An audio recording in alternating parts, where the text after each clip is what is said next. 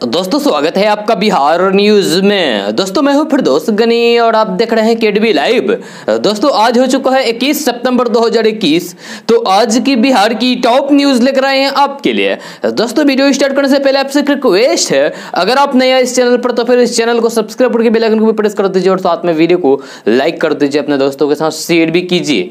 तो चलिए दोस्तों स्टार्ट करते हैं आज की पूरे बिहार की टॉप न्यूज।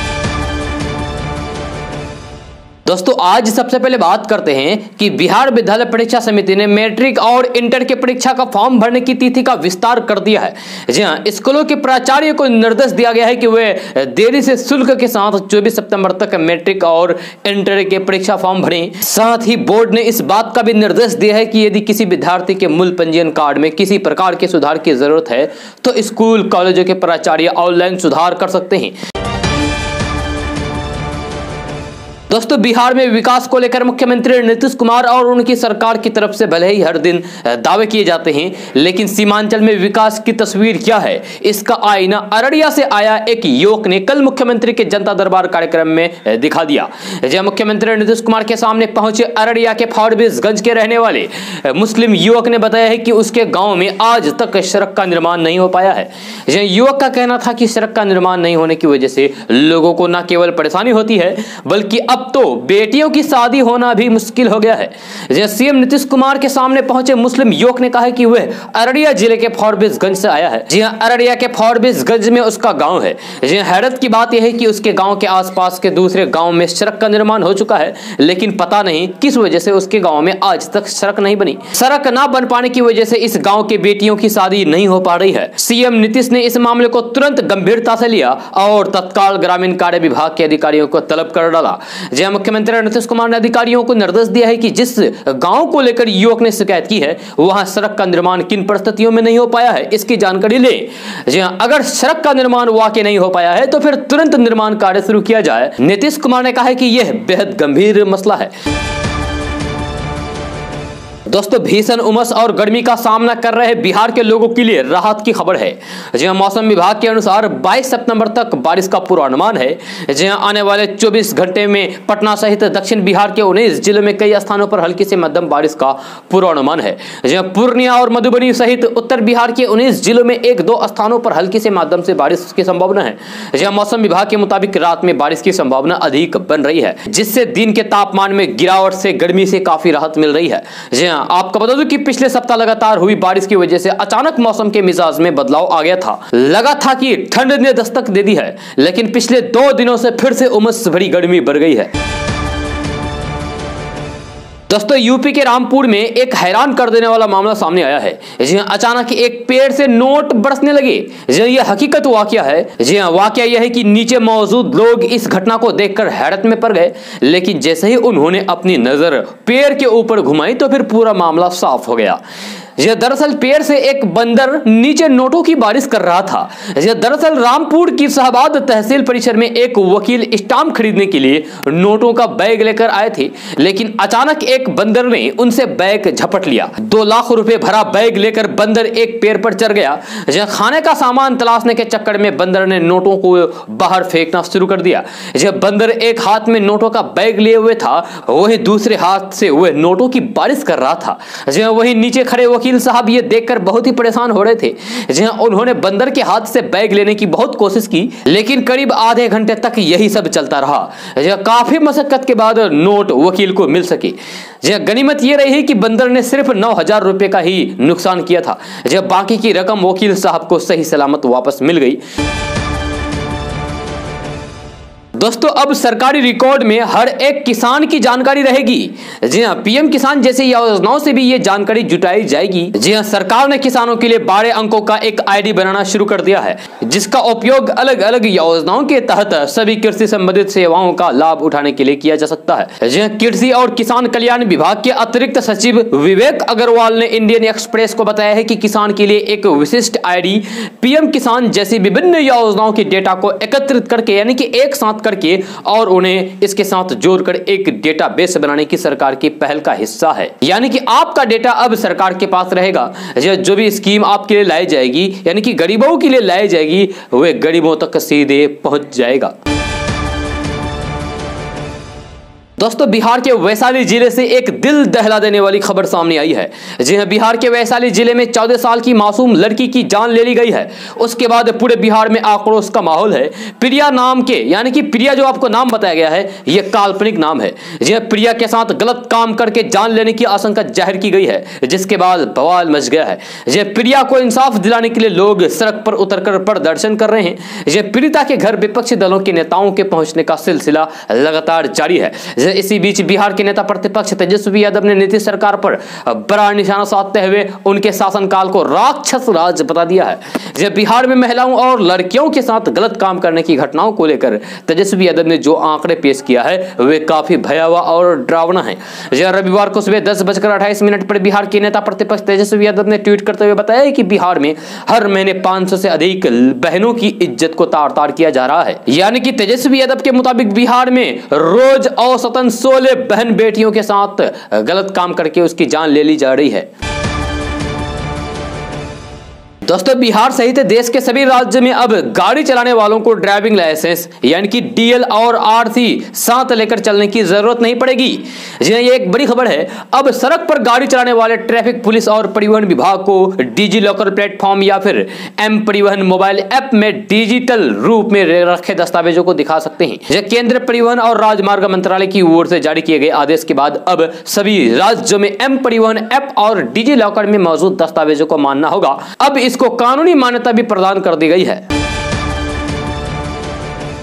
दोस्तों बिहार सरकार में अल्पसंख्यक विभाग के मंत्री जमा खान अपने बयानों को लेकर हमेशा सुर्खियों में रहते हैं। जमा खान फिर से सुर्खियों में आ गए हैं। इस बार नीतीश कुमार की सरकार में मंत्री जमा खान ने एक ऐसा बयान दे दिया है जिसकी वजह से राष्ट्रीय जनतांत्रिक गठबंधन यानी कि एनडीए में खींचतान शुरू हो सकती है। दरअसल जमा खान इन दिनों अजमेर शरीफ के दौरे पर है। अजमेर शरीफ गए बिहार सरकार के अल्पसंख्यक विभाग के मंत्री जमा खान ने जियारत करने के बाद मीडिया से बात करते हुए नीतीश कुमार को लेकर बड़ा बयान दे दिया है। उन्होंने कहा कि अजमेर शरीफ आकर दुआएं मांगी है कि देश की बागडोर जल्द से जल्द मुख्यमंत्री नीतीश कुमार को मिले। यानी कि जमा खान ने दुआएं की है कि मुख्यमंत्री नीतीश कुमार देश का प्रधानमंत्री बने। जमा खान ने कहा है कि पिछले दिनों उनका एक ऑपरेशन हुआ था जिसके बाद वे अजमेर शरीफ जियारत करने पहुंचे हैं। इसी दौरान उन्होंने ये भी दुआएं मांगी है कि बिहार के मुख्यमंत्री को देश की बागडोर मिले, मुख्यमंत्री नीतीश कुमार देश के प्रधानमंत्री बने। उन्होंने कहा कि पूरे देश की आवाज है कि विकास पुरुष नीतीश कुमार को बिहार ही नहीं बल्कि देश की भी बागडोर दी जाए, देश का प्रधानमंत्री बनाया जाए। बिहार सरकार के मंत्री जमा खान ने कहा है कि आज ख्वाजा गरीब नवाज से दुआएं करके आया हूं कि नीतीश कुमार को देश की बागडोर दी जाए जिससे पूरे देश में अमन और भाईचारा रहे। आपको बता दूं कि इसी साल जुलाई में भी जमा खान उस वक्त सुर्खियों में आ गए थे जब उन्होंने खुद को हिंदू बताया था और कहा था कि उनके पूर्वज भी हिंदू थे। जमा खान ने कहा था कि उनके पूर्वज राजपूत थे और उन लोगों ने धर्मांतरण करने के बाद इस्लाम कबूल किया था। दोस्तों कश्मीर के पीडीपी के अध्यक्ष महबूबा मुफ्ती ने भाजपा पर तालिबान, अफगानिस्तान और पाकिस्तान के मुद्दे पर वोट हासिल करने के लिए राजनीति करने का आरोप लगाते हुए रविवार को कहा है कि भाजपा 7 साल का शासन देश के लोगों के लिए दुख लाया है और इसने जम्मू कश्मीर को बर्बाद कर दिया है। महबूबा मुफ्ती ने दावा किया है कि भारतीय जनता पार्टी यानी कि भाजपा के कार्यकाल में हिंदू नहीं बल्कि लोकतंत्र और भारत खतरे में है।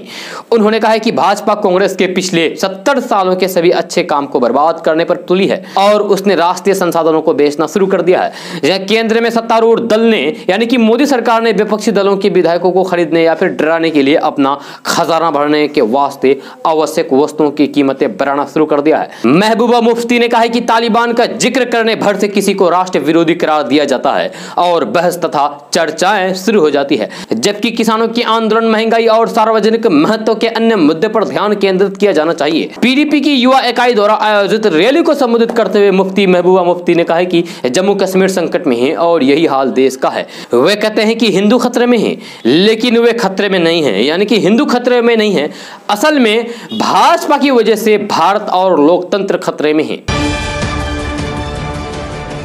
दोस्तों भोजपुरी अभिनेता खेसारी लाल यादव ने उत्तर प्रदेश और बिहार में उद्योग धंधे के विकसित न होने को लेकर एक बात कही है। उनका कहना है कि जब तक अन्य राज्यों और देशों से आकर उद्योगपति बिहार यूपी में निवेश नहीं करते तब तक इन प्रदेशों का यानी कि इन राज्यों का यूपी बिहार का विकास संभव नहीं है। इस बीच उन्होंने इन राज्यों की सरकारों पर निशाना भी साधा है। उनका कहना है कि राज्यों की छवि ऐसी बना दी गई है जिससे कोई यहां आकर उद्योग स्थापित नहीं करना चाहता। उन्होंने कहा है कि राजनेताओं ने ही जंगल राज कहकर राज्यों को बदनाम किया है। खेसारी लाल यादव ने एक न्यूज चैनल से बातचीत करते हुए ये बातें कही है। जी हां, उन्होंने कहा है कि बेरोजगारी को खत्म करने के लिए हमारे राज्य में फैक्ट्रियां और उद्योग बहुत ही जरूरी है, इसीलिए राज्य सरकारों को आगे आना पड़ेगा। उन्होंने आगे कहा है कि जब तक बिहार यूपी में बाहर से लोग आकर काम नहीं करेंगे तब तक रोजगार नहीं मिलेगा, और नहीं आने का कारण भी हमारे राजनेता ही हैं। खेसारी लाल यादव ने कहा है कि यहाँ पर नेता लोग बोलते हैं कि यहाँ जंगल राज है, यहाँ दहशतगर्द रहते हैं, यहाँ माफिया है, यहाँ रंगदारी टैक्स है, इनके राज्य में ऐसे गोली मारा जा रहा है, ऐसे अपहरण हो रहा है। तो जब एक राजनेता अपने मुंह से ऐसी बात बोलता है कि यहाँ जंगल राज है, तो बताइए बाहर से उद्योगपति कैसे आएंगे आपके राज्य में।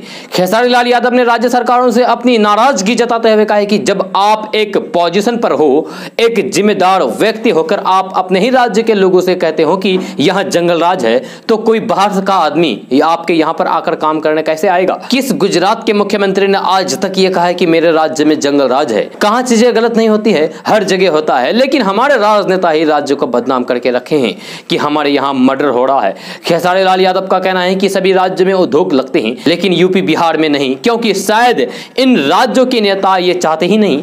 जो वे बोले हैं कि हमारे यूपी बिहार में उद्योग इसलिए नहीं लग रहा है क्योंकि हमारे राजनेता शायद चाहता ही नहीं।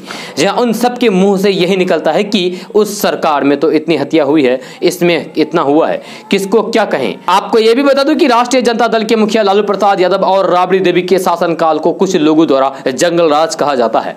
जब पिछले सभी चुनाव में आरजेडी को जंगल राज के नाम पर पार्टियां घेरती रही है।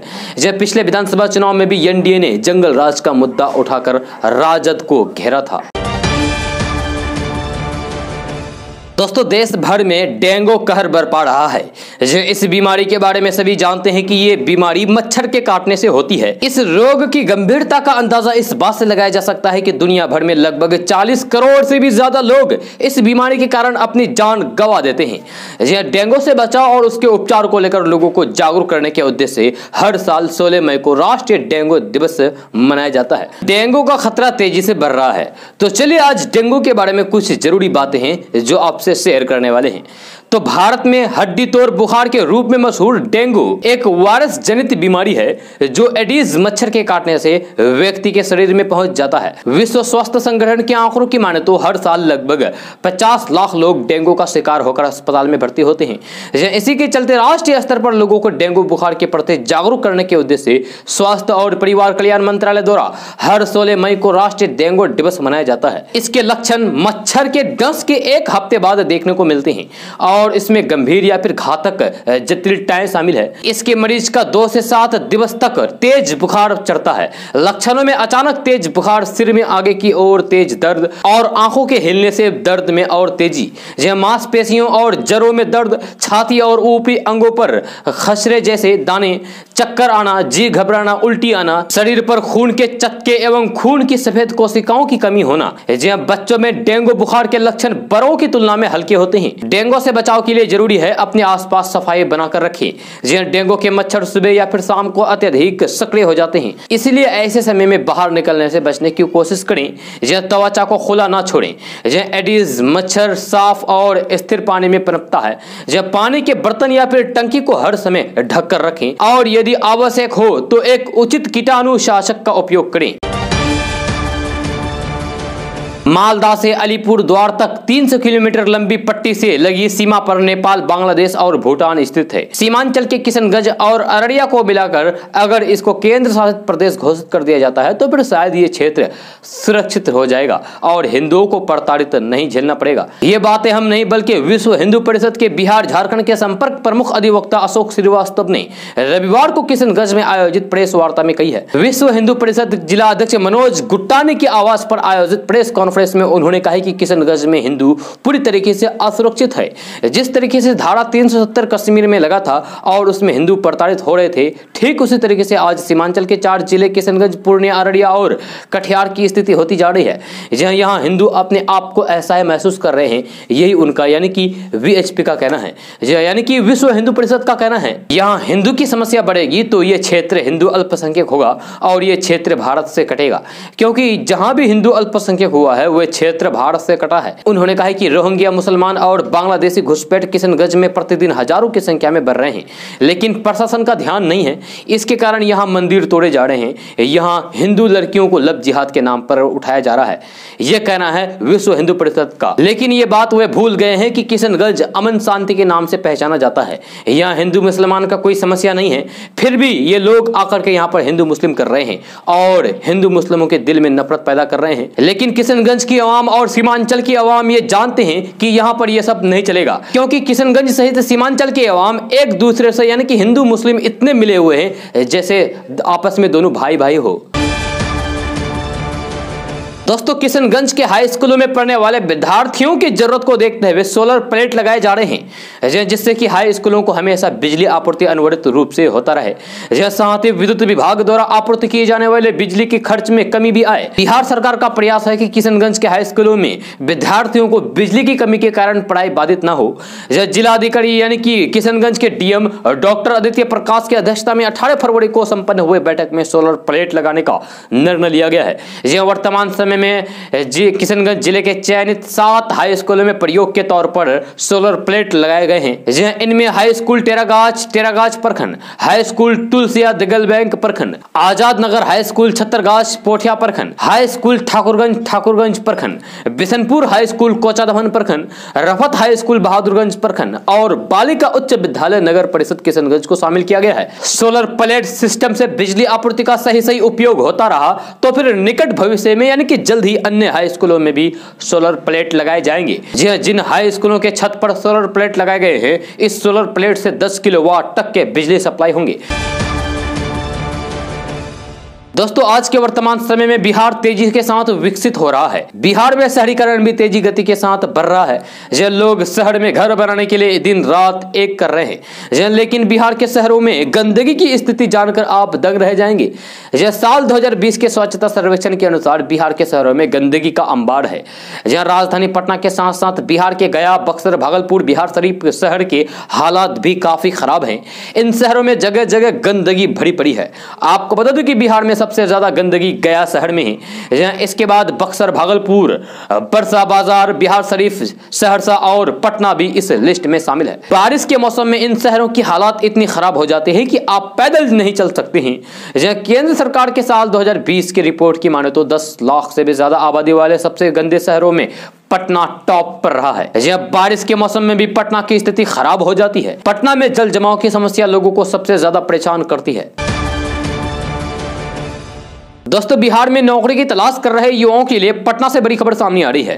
ताजा रिपोर्ट के मुताबिक 13,120 पदों के लिए ली गई प्रथम इंटर स्तरीय परीक्षा में एक बड़ी गड़बड़ी निकलकर सामने आई है, जिसका सीधा असर इस एग्जाम में भाग लेने वाले छात्रों पर पड़ेगा। खबर के अनुसार बिहार कर्मचारी चयन आयोग ने 2016 में युवाओं से दोबारा आवेदन मांगा था, लेकिन डाटाबेस में तकनीकी गड़बड़ी से बिहार के अभ्यर्थियों को भी दूसरी राज्यों की आरक्षित श्रेणी में रखा गया है, जिसका कारण बिहार के लोगों को रिजर्वेशन का लाभ नहीं मिला। आपको बता दें कि आयोग की इस गड़बड़ी से बिहार के कई छात्र प्रारंभिक परीक्षा में सफल नहीं हुए और मुख्य परीक्षा की दौड़ से बाहर हो गए। बिहार कर्मचारी चयन आयोग की गलती के कारण 1218 अभ्यर्थियों का चयन मुख्य परीक्षा के लिए नहीं हो सका। दोस्तों, ई श्रम पोर्टल पर एक माह से भी कम समय में 1 करोड़ से भी अधिक श्रमिक पंजीकृत हो चुके हैं। पिछले महीने 26 अगस्त को श्रम और रोजगार मंत्रालय ने असंगठित क्षेत्र के श्रमिकों की सुविधा के लिए ई श्रम पोर्टल की शुरुआत की थी। रविवार तक इस ई श्रम पोर्टल पर 1 करोड़ मजदूरों का पंजीयन किया गया है। इनमें से 57% पुरुष तो 43% महिलाएं श्रमिक है। पंजीयन के काम में बिहार सबसे आगे चल रहा है। बिहार के बाद उड़ीसा, उत्तर प्रदेश और पश्चिम बंगाल का नंबर है। ई श्रम पोर्टल पर खुद ही अपना पंजीयन कर सकते हैं या फिर कॉमन सर्विस सेंटर यानी कि सीएससी की मदद ले सकते हैं। आप सीएससी पर जाकर भी ई श्रम पोर्टल पर अपना पंजीकरण करा सकते हैं और सरकार के द्वारा आने वाले लाभ को प्राप्त कर सकते हैं। दोस्तों, रविवार को एक विधायक की मौत की झूठी खबर सोशल मीडिया पर इस कदर वायरल हुई कि राजनीतिक गलियारों में खलबली मच गई। हालात को संभालने के लिए खुद विधायक को सामने आकर कहना पड़ा कि मैं जिंदा हूं। ये विधायक है मुजफ्फरपुर के सुरक्षित सीट बोझा के एमएलए मुसाफिर पासवान। वृद्ध हो चुके मुसाफिर पासवान मुकेश सहनी के पार्टी यानी कि वीआईपी से विधायक हैं और अक्सर बीमार रहते हैं। अक्सर उन्हें ऑक्सीजन के सपोर्ट पर रखा जाता है। रविवार की शाम से ही उनके निधन की खबर सोशल मीडिया पर वायरल होने लगी। जहां विधायक के रिश्तेदार और समर्थक काफी देर तक परेशान रहे। विधायक मुसाफिर पासवान के निधन की भयानक खबर से काफी देर तक ऊपाहोप मचा रहा। जहां रविवार रात में विधायक मुसाफिर पासवान खुद सामने आए और सोशल मीडिया पर उन्होंने अपनी सलामती की जानकारी लोगों को दी। तब जाकर मामला शांत हुआ। दोस्तों, अपने डांस को लेकर हमेशा चर्चा में रहने वाले बिहार के जेडीयू के पूर्व विधायक एक बार फिर से सुर्खियों में आ गए हैं। जी हम बात कर रहे हैं सीवान के बरहड़िया से जेडीयू के पूर्व विधायक श्याम बहादुर सिंह की, जो एक बार फिर से चर्चा में आ गए हैं। जो पूर्व विधायक बार डांसरों के साथ ठुमके लगाते नजर आए। जो सोशल मीडिया पर उनके डांस का एक वीडियो तेजी से वायरल हो रहा है, जिसमें वे बार बालाओं के साथ एक बार फिर से डांस करते नजर आ रहे हैं। जी हम आपको वीडियो नहीं दिखा सकते हैं क्योंकि वीडियो आपत्तिजनक है। दोस्तों, भारतीय रेल को राष्ट्र की जीवन रेखा माना जाता है। आपको देश में कहीं भी जाना हो, बस आप ट्रेन का टिकट लीजिए और आराम से बैठकर या फिर सोकर अपने गंतव्य यानी कि अपने स्थान पर पहुंच जाइए। यह ट्रेन में तो आपने भी बहुत सफर किया होगा। आज के समय में बहुत कम ही ऐसे लोग होंगे जिन्होंने अब तक ट्रेन से यात्रा नहीं की होगी। ऐसे लोग दूर दराज के गाँव में रहने वाले हो सकते हैं। अगर आप अक्सर ट्रेन से यात्रा करते हैं तो फिर क्या टिकट के साथ मिलने वाली अन्य सुविधाओं के बारे में पूरी तरीके से आप जानते हैं? नहीं ना? तो चलिए हम आपको भी बताने जा रहे हैं। दरअसल जब आप यात्रा के लिए ट्रेन का टिकट लेते हैं तो आपको उस टिकट पर ट्रेन में सिर्फ बैठने का ही अधिकार नहीं मिलता है, बल्कि और भी कई तरह की सुविधाएं मिलती है जिनके बारे में कम ही लोग जानते हैं। जबकि इन सुविधाओं के बारे में जानना आपका अधिकार है, आपको कभी भी इसकी जरूरत पड़ सकती है। तो चलिए जानते हैं, अगर आप ट्रेन का टिकट खरीदते हैं तो कौन कौन सी सुविधाओं का फायदा आप उठा सकते हैं। तो सबसे पहले बात करते हैं इंश्योरेंस के बारे में। जी हाँ, IRCTC की वेबसाइट या फिर मोबाइल ऐप के जरिए टिकट बुक करते समय आपसे इंश्योरेंस लेने के बारे में भी पूछा जाता है। जी हाँ, अगर आप इंश्योरेंस ले लिया तो कई तरह की सुविधाएं मिलती है। जी हाँ, इंश्योरेंस के तहत ट्रेन दुर्घटना की स्थिति में मृत्यु हो जाने या फिर अस्थायी विकलांगता होने पर 10 लाख रुपए का मुआवजा मिलता है, जबकि अस्थायी आंशिक विकलांगता की स्थिति में 7,50,000 का इंश्योरेंस कवरेज मिलता है। वहीं अस्पताल में भर्ती होने और उस दौरान इलाज के लिए 2 लाख रुपए मिलता है। इसके अलावा चोरी डकैती के तहत भी इंश्योरेंस की कवरेज मिलती है। और सबसे अच्छी बात यह है कि ये इंश्योरेंस लेने के लिए आपको मात्र 49 पैसे ही खर्च करने पड़ते हैं, ज्यादा खर्च नहीं करने पड़ते हैं।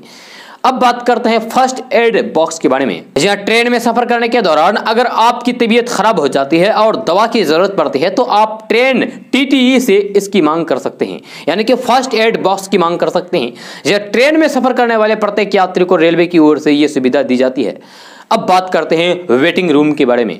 तो अगर आपकी ट्रेन लेट है तो टिकट की क्लास के आधार पर आप वेटिंग रूम में जाकर आराम कर सकते हैं। रेलवे की ओर से यह सुविधा हर यात्री को दी जाती है। अगर आपके पास वैलिड यानी कि वैध टिकट हैं तो आप भी इसका लाभ उठा सकते हैं। अब बात करते हैं वाईफाई के बारे में, जो सबसे ज्यादा जरूरी है।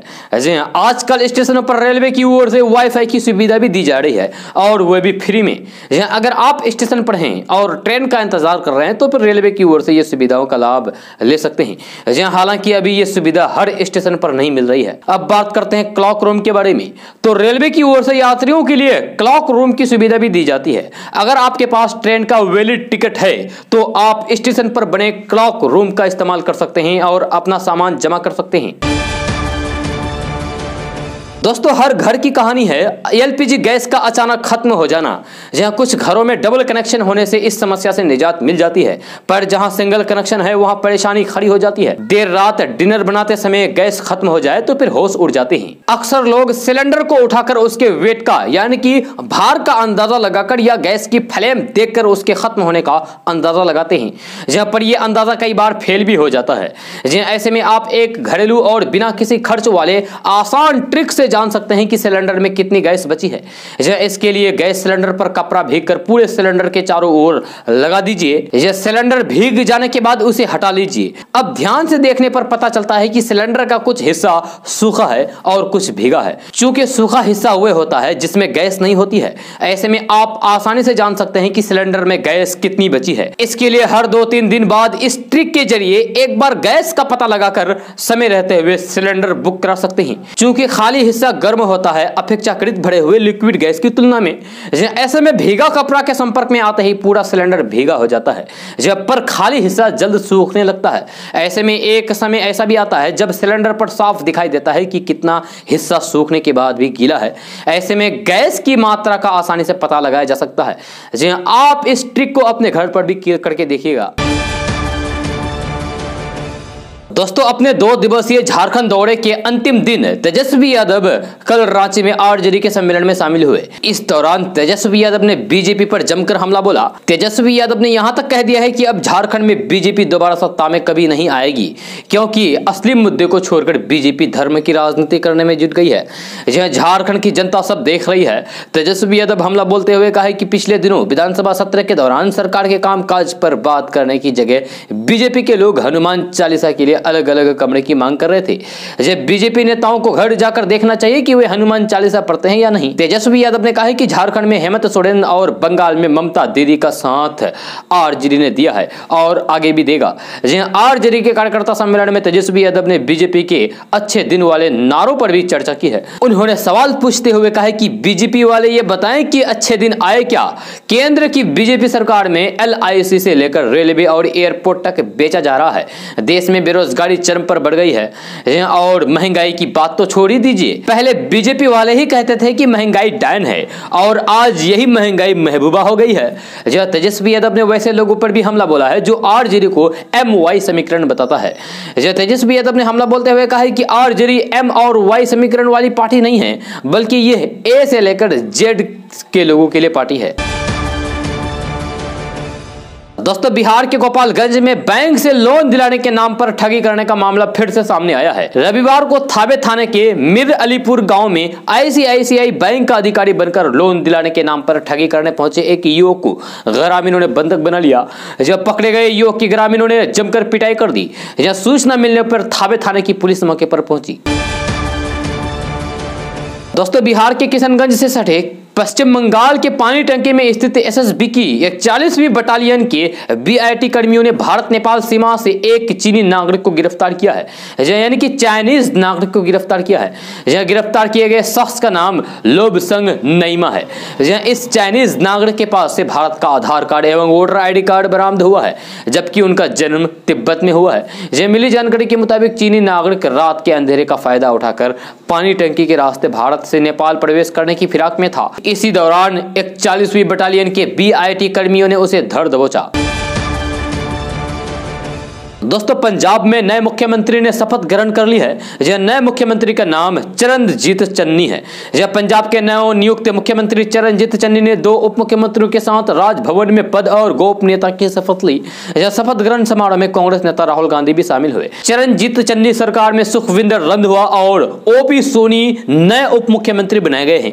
यह चरणजीत सिंह चन्नी सरकार के शपथ ग्रहण से पहले बड़ा उलटफेर हुआ और ब्राह्मण महेंद्रा डिप्टी CM के रेस में बाहर हो गए।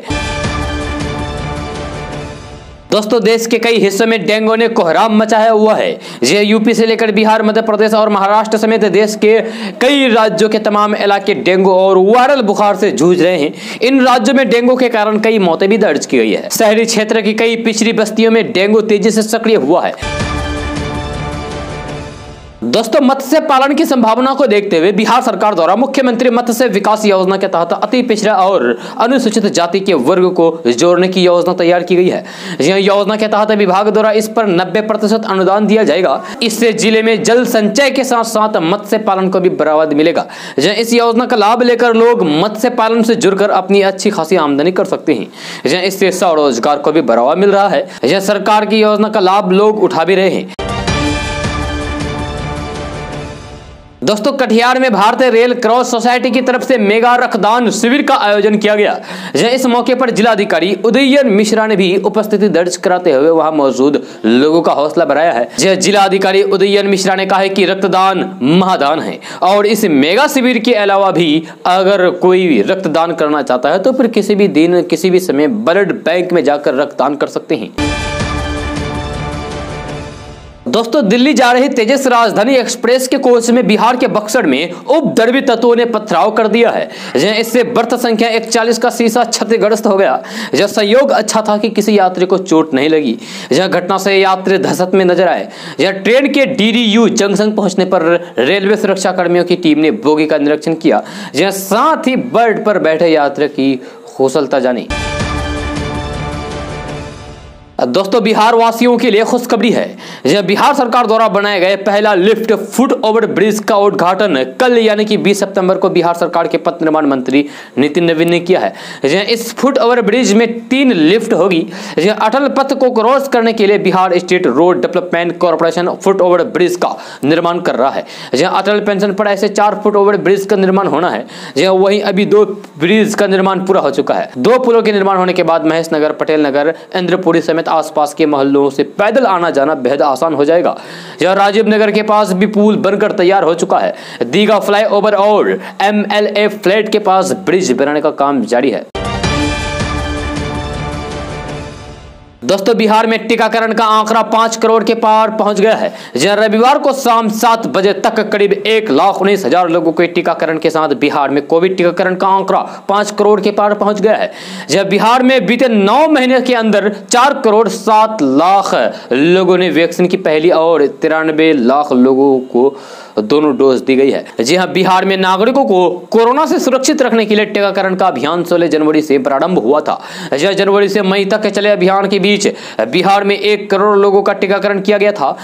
पर 1 जुलाई से टीकाकरण का महाअभियान प्रारंभ किया गया, जिसके बाद नागरिकों को कोविड के टीके का अभियान पूरी गति से चलता रहा।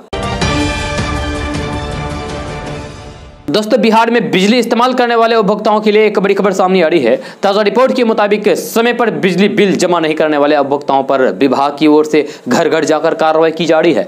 यह खबर के अनुसार बिहार के बिजली उपभोक्ता बिजली बिल मिलने के बाद राशि जमा करने में देरी न करें, क्योंकि अगर आप राशि जमा करने में देरी करते हैं तो फिर आपका बिजली कनेक्शन काट दिया जाएगा। साथ ही साथ छूट से भी वंचित रहना पड़ेगा। यह पटना विद्युत आपूर्ति प्रतिष्ठान के महाप्रबंधक दिलीप कुमार सिंह ने बताया है कि उपभोक्ताओं से अपील की गई है कि बिल मिलने के बाद राशि जमा कर दें।